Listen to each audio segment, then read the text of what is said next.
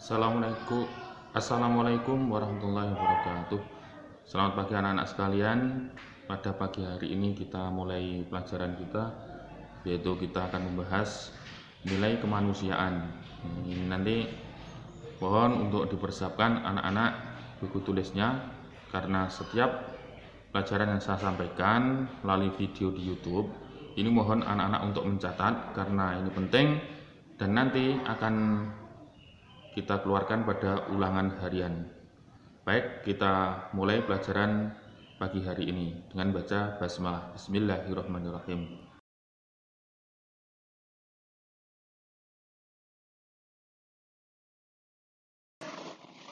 Baik anak-anak, yang pertama yaitu nilai kemanusiaan. Ini yaitu bermula dari sila yang kedua, kemanusiaan yang adil dan beradab. Nah, yang terkandung di dalam kemanusiaan yang adil dan beradab itu ada nilai-nilai kemanusiaan sebagai berikut.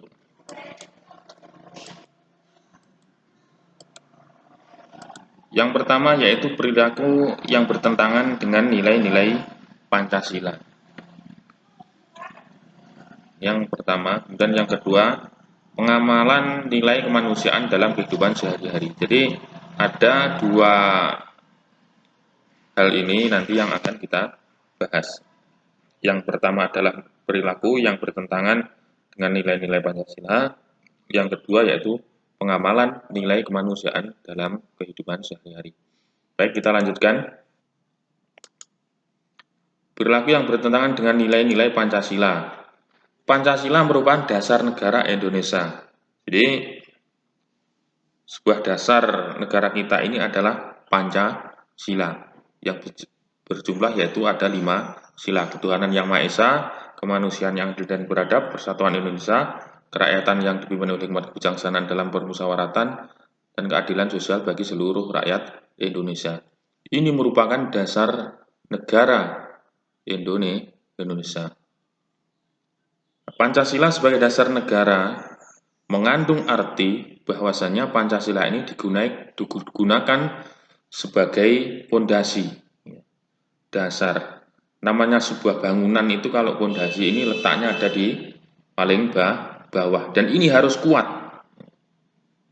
Karena namanya dasar, ini merupakan titik awal dari sebuah bangunan. Demikian pula adalah Pancasila.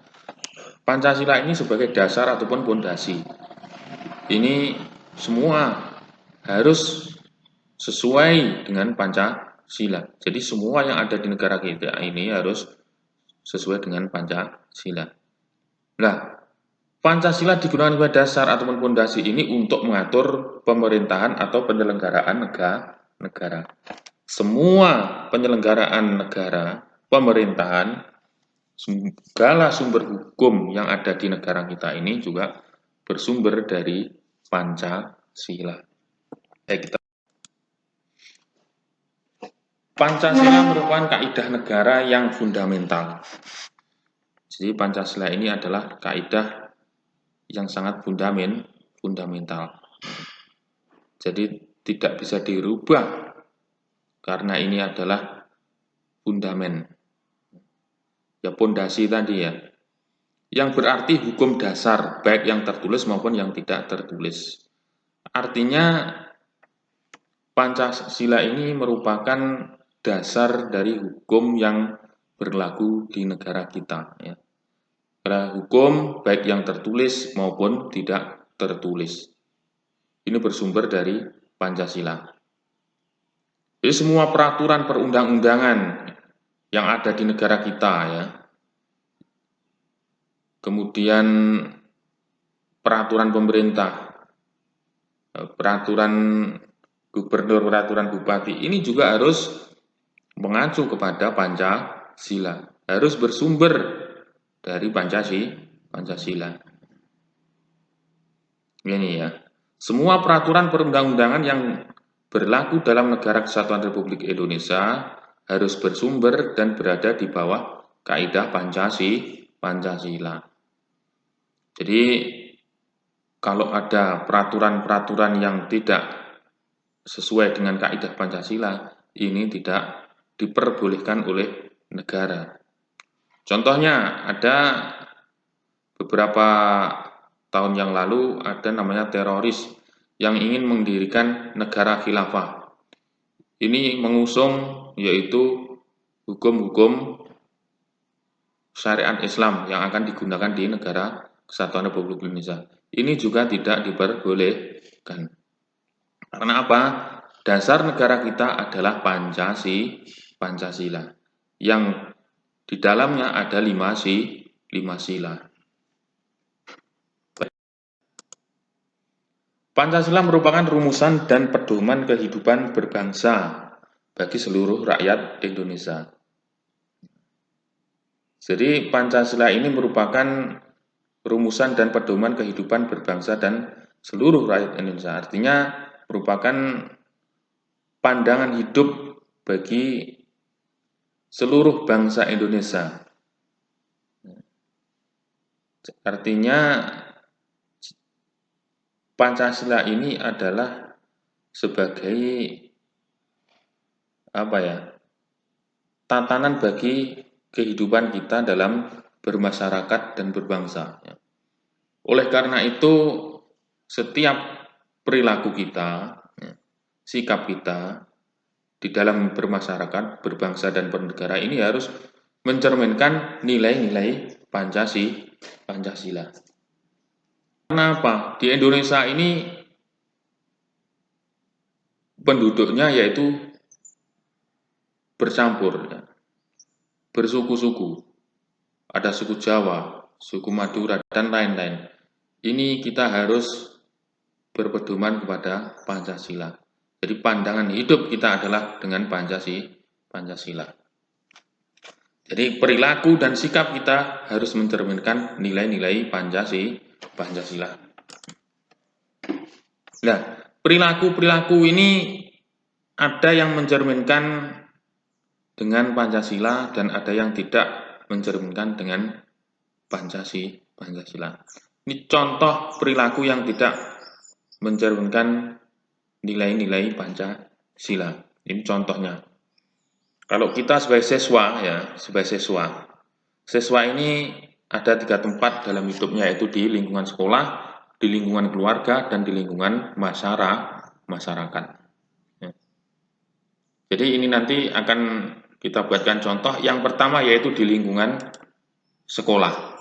Contoh perilaku yang tidak mencerminkan nilai Pancasila di lingkungan sekolah. Ini apa saja? Yang pertama, memilih dalam berteman. Jadi dalam berteman kita tidak boleh membeda-bedakan antara si A dengan si B. Suatu saat nanti anak-anak pasti dewasa dan akan hidup di luar sana. Ini bercampur dengan orang-orang yang tidak satu suku.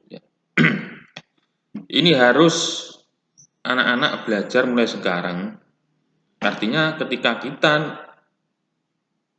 bergaul dengan suku-suku lain, ini kita tidak boleh membeda-bedakan. Saya orang Jawa harus bergaul dengan orang Jawa. Ini tidak harus. Karena anak-anak nanti pasti dewasa dan di luar sana anak-anak nanti akan bergaul dengan berbagai macam orang ataupun berbagai macam suku. Ini tidak memilih-milih dalam berteman. Contoh berikutnya yaitu tidak mau meminjamkan peralatan sekolah ke teman. Misalnya ada kawannya yang tidak membawa pensil. Ini kebingungan. Terus ada salah satu siswa ini yang membawa pensil 2 ataupun 3, tetapi tidak mau meminjamkan. Ini tidak mencerminkan nilai-nilai Pancasila. Artinya nilai kemanusiaan yang adil dan beradab ini tidak ada. Jadi kita meminjamkan peralatan sekolah ini merupakan rasa kemanusiaan kita terhadap kawan-kawan kita. Contoh berikutnya yaitu menyontek. Nyontek. Kalau ulangan ini nyontek. Melihat pekerjaan kawannya, ini juga tidak boleh, tidak mencerminkan nilai Pancasila. Contoh berikutnya yaitu berkelahi, gelut, merasa pendekar. Ini juga tidak boleh. Ini juga tidak mencerminkan nilai-nilai Pancasila. Contoh berikutnya, suka mengejek teman. Di dalam bergaul kita tidak boleh saling mengejek, ya, saling mengolok-olokkan. Ini tidak diperbolehkan karena tidak sesuai dengan nilai-nilai Pancasila. Berikutnya, tidak melaksanakan piket membersihkan kelas. Piket membersihkan kelas ini adalah tanggung jawab bersama. Jadi tidak hanya tanggung jawab satu orang siswa saja. Jadi tanggung jawabnya adalah seluruh siswa satu kelas, bahkan satu madrasah. Lanjutkan yaitu nilai-nilai apa itu? Perilaku yang tidak mencerminkan nilai-nilai Pancasila di lingkungan rumah. Ketika anak-anak pulang dari sekolah, tidak di sekolah, ini kan hidup anak-anak yaitu di lingkungan rumah. Di lingkungan rumah ini ada ayahmu, ada ibumu, ada kakakmu ataupun adikmu. Ini namanya adalah lingkungan rumah. Ini contohnya yang tidak mencerminkan nilai-nilai Pancasila. Suka membantah orang tua. Jika orang tua ini memberi nasihat, ya ini harus kita mendengarkannya. Ya, tidak boleh membantah. Contoh berikutnya suka berbohong. Ngapusi ya, ngapusi. Katanya belajar, ternyata hanya bermain TikTok. Katanya belajar hanya bermain game Mobile Legends ya, ataupun game-game yang lain ya. Ini namanya berbohong ya. Berikutnya yaitu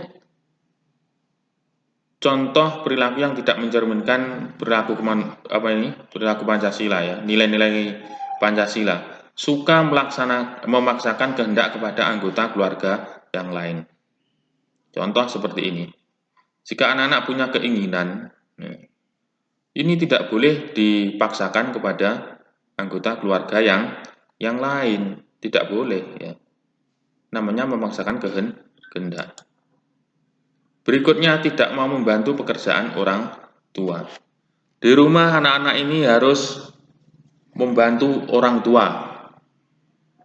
Contohnya apa? Ya, membersihkan halaman, ya, mencuci pakaian, mencuci perabot. Ini juga namanya membantu orang tua.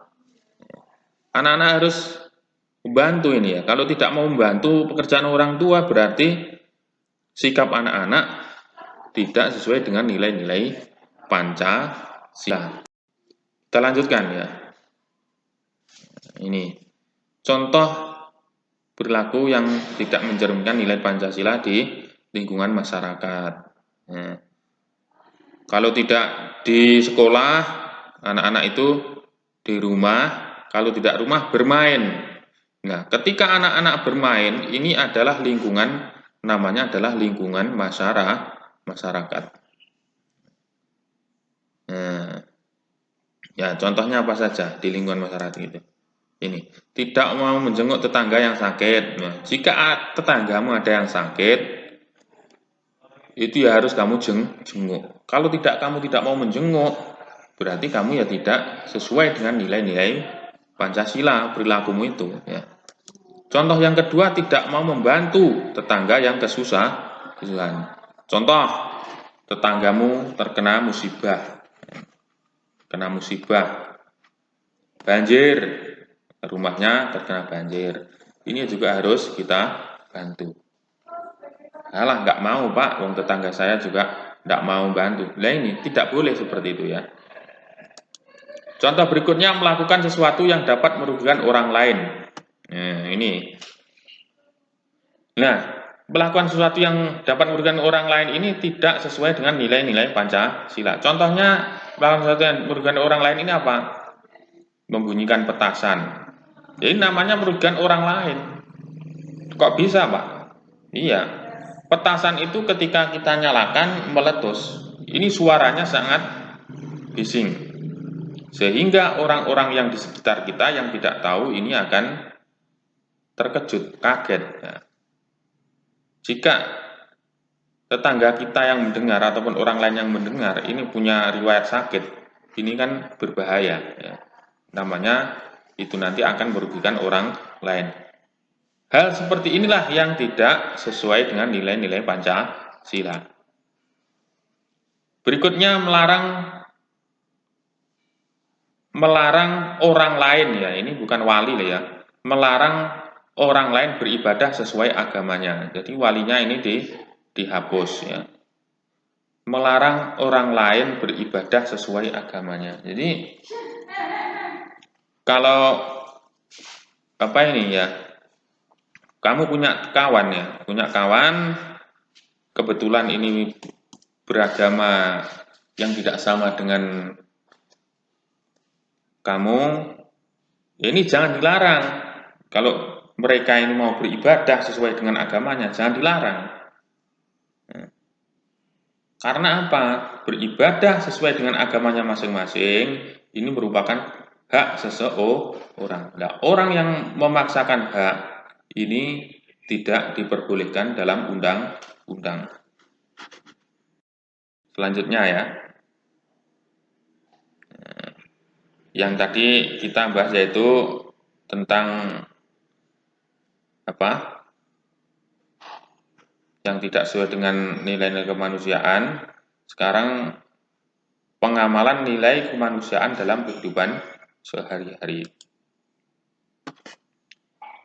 Nilai kemanusiaan ini merupakan nilai yang berhubungan erat dengan harkat dan martabat manusia. Jadi nilai kemanusiaan ya. Jadi martabat seseorang ini bisa dilihat bagaimana sikap mereka ini dalam bermasyarakat, dalam yaitu bergaul dengan sesama manusia. Jika kita tidak membeda-bedakan, berarti kita nanti akan dinilai baik oleh orang lain. Semua perilaku yang kita lakukan haruslah dapat dipertanggungjawabkan. Jadi setiap apapun yang kita lakukan, yang kita perbuat ini harus dipertanggungjawabkan. Ya, pertanggungjawabannya kepada siapa? Yang pertama yaitu kepada diri kita sendiri. Kita harus bertanggung jawab pada diri kita sendiri. Contohnya seperti ini, anak-anak naik sepeda, ugal-ugalan, jatuh, sakit. Nah ini yang merasakan kan diri kita sendiri. Inilah namanya bertanggung jawab pada diri sendiri. Nah, pertanggungjawaban berikutnya yaitu kepada keluarga. Jika anak-anak ini berbuat yang tidak semestinya, berbuat yang tidak baik, ini keluarga pun ini juga akan menanggung akibatnya. Contoh anak-anak berkelahi. Anak-anak berkelahi. Di situ ada polisi, tangkap polisi.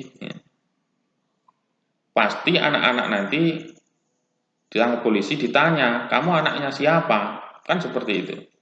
Nah, otomatis keluargamu yang akan terkena dampaknya, orang tuamu yang akan terkena dampaknya. Kemudian masyarakat, ya, masyarakat.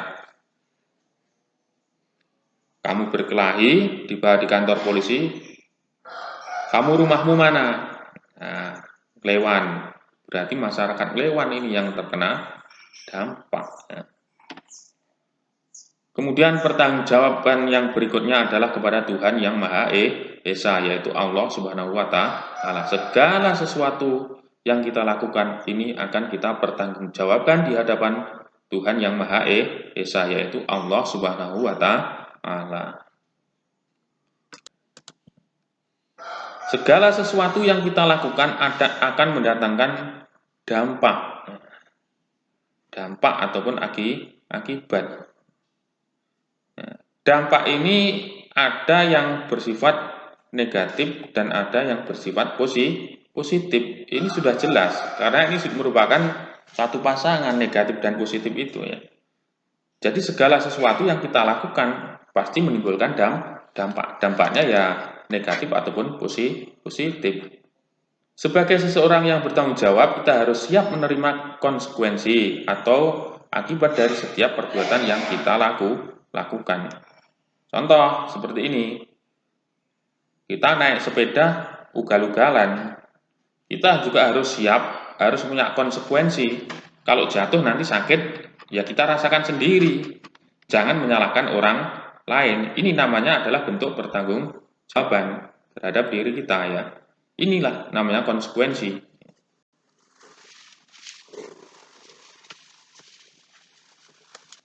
Baiklah anak-anak, ya, mungkin cukup sekian materi pada pagi hari ini ya.